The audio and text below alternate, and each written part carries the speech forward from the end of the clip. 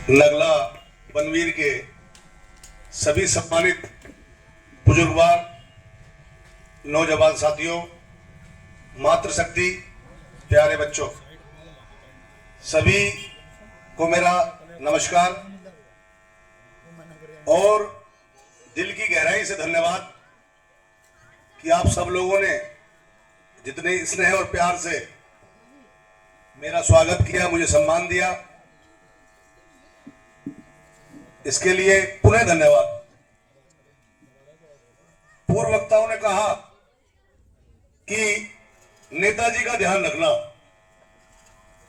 जब से देश आजाद हुआ है, समाज के लोग, जनता हमेशा नेताओं का ध्यान रखती आई है। मैं आपके बीच में इसलिए नहीं आया कि आप मेरा ध्यान रखो, मैं आपके बीच में इसलिए आया हूं कि मैं आपका ध्यान कैसे रखूं। आपकी कोई समस्या है, आपकी कोई तकलीफ है, और बिना भेदभाव के, बिना किसी जाति के भेद के, बिना किसी धर्म के भेद के, जहां आपके साथ अन्याय हो रहा है, उस अन्याय के खिलाफ मैं आपके साथ खड़ा रहूं, यह विश्वास और उम्मीद दिलाने आपके बीच में आया हूं। चुनाव में तो अभी एक वर्ष का से ज्यादा का समय है। राष्ट्रीय लोकदल और भारतीय जनता पार्टी का गठबंधन है। दोनों दलों के नेता तय करेंगे कि किस सीट पर लोकदल लड़ेगा, कहां भाजपा लड़ेगी। उसके बाद पार्टी अपने अनुसार टिकट करेगी, यह अलग विषय है। मैं यहां चुनाव का उम्मीदवार बनकर आपके बीच में नहीं आया। मैं एक राष्ट्रीय लोकदल का पदाधिकारी हूं और राष्ट्रीय लोकदल चौधरी चरण सिंह जी का बनाया हुआ दल है, जिस दल ने हमेशा इस देश के गांव, गरीब, किसान, अकलियत सबकी बात करने का काम करा। हम मूल रूप से किसान हैं, किसानी से ही मजदूरी जुड़ी है। जब किसान के हालात अच्छे होते हैं तो किसान अच्छी मजदूरी देने की स्थिति में होता है। जब किसान के हालात खराब हो जाते हैं तो सारी अर्थव्यवस्था बिगड़ जाती है, क्योंकि इस देश की 70% आबादी आज भी गांवों में किसान और मजदूर के रूप में रहती है। चौधरी अजीत सिंह जी, चौधरी चरण सिंह जी के बाद जब जब सरकार में आए तो उन्होंने भी गांव और किसान की बात करी, हमें गन्ने के मेद दिए। गन्ना हमारी मुख्य फसल है, हम लोग गन्ने पर डिपेंड है। और आज जयंत चौधरी जी चौधरी चरण सिंह जी के आदर्शों पर आगे चलने का काम कर रहे हैं। राष्ट्रीय लोकदल के उत्तर प्रदेश में 9 विधायक हैं, जिसमें एक विधायक हमारे जाटव समाज से है। जब राष्ट्रीय लोकदल एनडीए में शामिल हुआ और उत्तर प्रदेश में एक मंत्री बनना था, तो हमारे नेता ने अनुसूचित जाति से आने वाले अनिल कुमार जाटव को कैबिनेट मंत्री बनाने का काम किया। मेरे बारे में बहुत सारी बातें बाबू ने बताई। कोई कहता कि मोटरसाइकिल छूट गई है, बहुत छोटी चीजें हैं। नेता का मतलब यह है कि जब आपकी समस्या हो, जब आपको कभी दुख हो, उस दुख में आपके साथ खड़ा हो।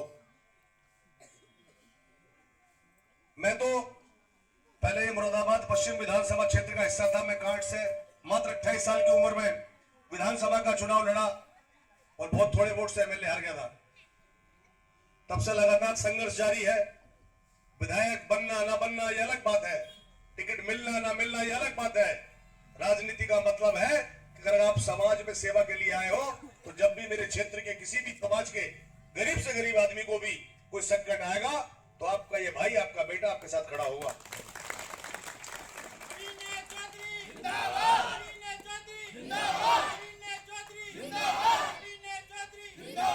हमें उसी चौधरी चरण सिंह जी की विचारधारा को आगे लेकर चलना है।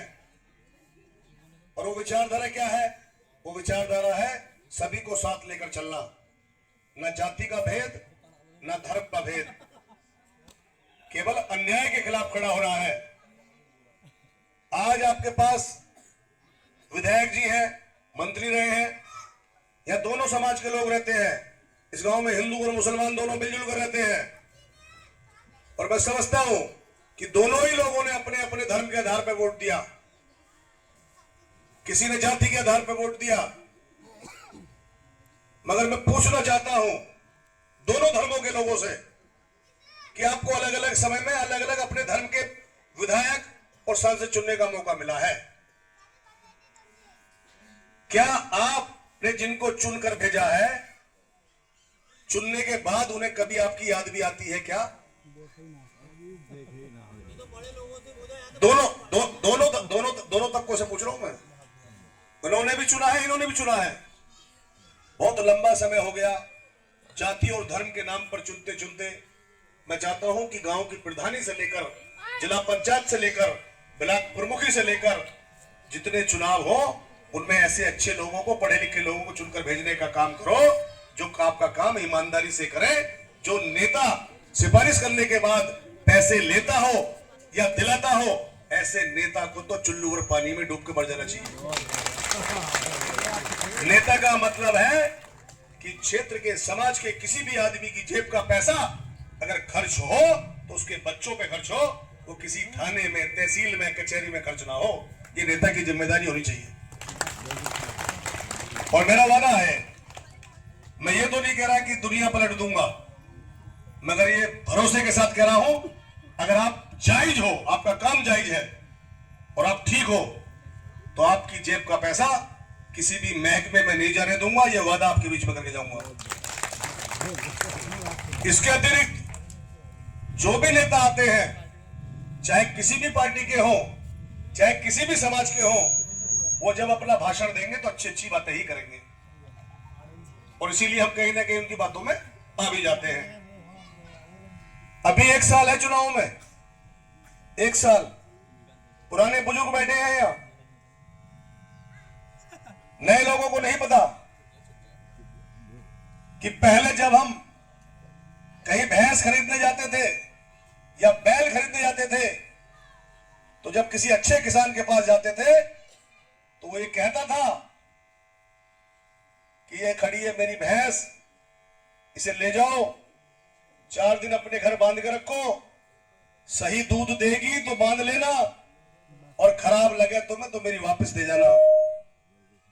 और दूसरा आदमी भी होता था जो एक दिन पहले अपनी घरवाली से कहता था कि सुबह की धार मत काटिए, किसान आ रहा देने, और 2 किलो चीनी और खिला दे। बता,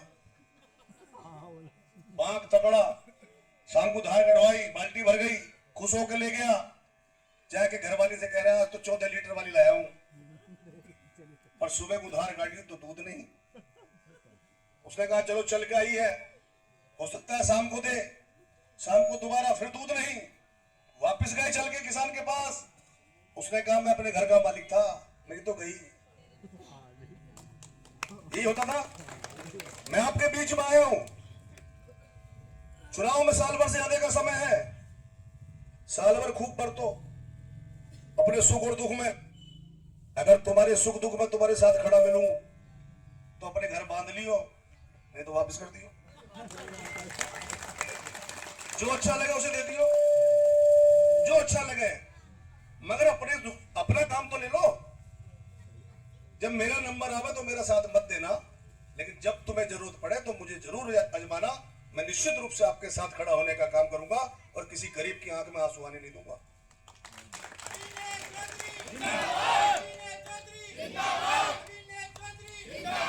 राष्ट्रीय लोकदल का नारा है, राष्ट्रीय लोकदल का नारा है कि हमें आपसी भाईचारा बनाकर रखना है। ये देश जब आजाद हुआ तो इसमें सभी का योगदान है। शहीद आजम भगत सिंह फांसी के फंदे पर झूले, उधम सिंह ने अपना परिवार खोया, जाकर जनरल डायर को मारा, तो वीर अब्दुल हमीद और अशफाक उल्लाह खान ने भी अपना बलिदान देने का काम किया था। तो किसी एक की बपौती नहीं है ये देश, ये सबका है, सबको साथ मिलकर चलना है। और कैसे हमारा गांव तरक्की करे, कैसे हमारे बच्चों को अच्छा रोजगार मिले। और एक बात और कहना चाहता हूं मैं यहां आप लोगों से, बाबा साहब भीमराव अंबेडकर कहते थे शिक्षा शेरनी का दूध है, जो पिएगा दहाड़ेगा। कलम की ताकत से बड़ी ताकत नहीं है। अपने बच्चों को शिक्षित करिए, अपने बच्चों को पढ़ाइए। और एक बात और कहना चाहता हूं, अगर आपके बच्चे के कभी नंबर कम आए तो डांटना मत, उसका मनोबल बढ़ाना, उसके साथ खड़े होना, क्योंकि एक बार फेल होने का मतलब फेल होना नहीं है। अगर फेल हो गया तो उसे समझाओ, उससे पूछो कि किस विषय में कहां कमजोरी रह गई, उसकी मजबूती से तैयारी कराओ, क्योंकि ये दौर कंपटीशन का है। आप नंबरों के लिए मत पढ़ाओ, ज्ञान के लिए पढ़ाओ, नॉलेज के लिए पढ़ाओ। जब आपके बच्चे काबिल बनेंगे, अगर नौकरी नहीं भी लगी तो अच्छा व्यापार कर लेंगे। इसलिए बच्चों को एजुकेटेड बनाइए। चुनाव बात की चीज है, वोट नेता आएंगे जाएंगे, अच्छा बोलेंगे, अच्छा कहेंगे, वादे करेंगे, लड़वाएंगे भी, कोई जाति के नाम पे, कोई धर्म के नाम पे, कोई किसी नाम पर, लेकिन आपके घर की रोशनी, आपके चूल्हे की रौनक आपके बच्चों से आएगी।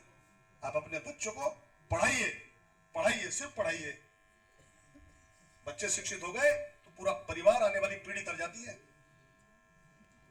आप सब ने मेरा यह गांव में स्वागत किया, खैर मकदम किया, वेलकम किया, इसके लिए पुनः मेरे दिल की गहराई से पुनः धन्यवाद।